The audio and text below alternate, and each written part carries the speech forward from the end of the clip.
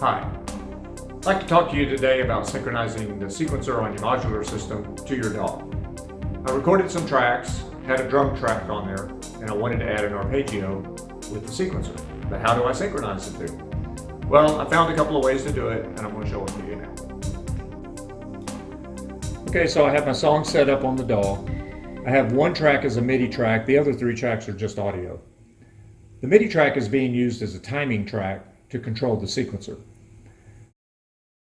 MIDI comes in on this yellow cable into the Q174, and I'm taking the gate and I'm running the gate up to the sequencer into the shift input. Now every time there's a MIDI note, it's going to advance the sequencer one step. I'm going to reach around behind the camera here and I'm going to repeat one key, and it advances that sequence. Now if I play a different key,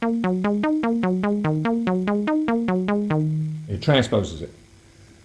The way that's happening is the output of the sequencer, the control voltage, is going back into the Q174 into the add jack, which adds that CV to the CV that's being created by the MIDI jack.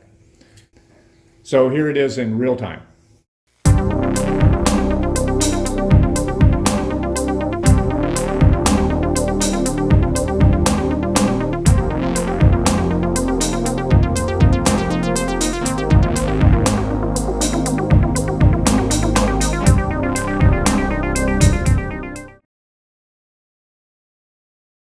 The second method I'm using is I'm going to trigger the sequencer with audio. So this cable right here is coming from my keyboard, and the MIDI track is now being sent to my keyboard, and it's playing a sound, and that sound comes up and goes into the instrument interface module.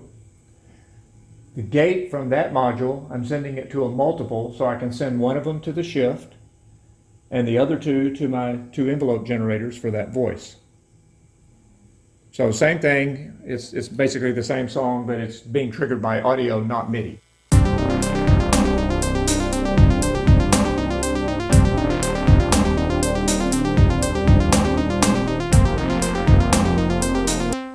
So this would be handy if, let's say you already recorded a song and you didn't have MIDI track, and you could even actually trigger this off your metronome. So if you wanted quarter notes, or in the case of the Sonar, I think I can do 16th notes on the metronome, or at least 8th.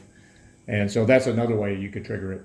Anyway, the whole idea is to keep the sequencer in sync with tracks that you already have laid down, or you may want to build a track with your sequencer and then come in later and add drums to it and so forth, and be able to use your quantized function in your DAW to tighten up all your timings. So that's it, synchronizing the sequencer to your DAW.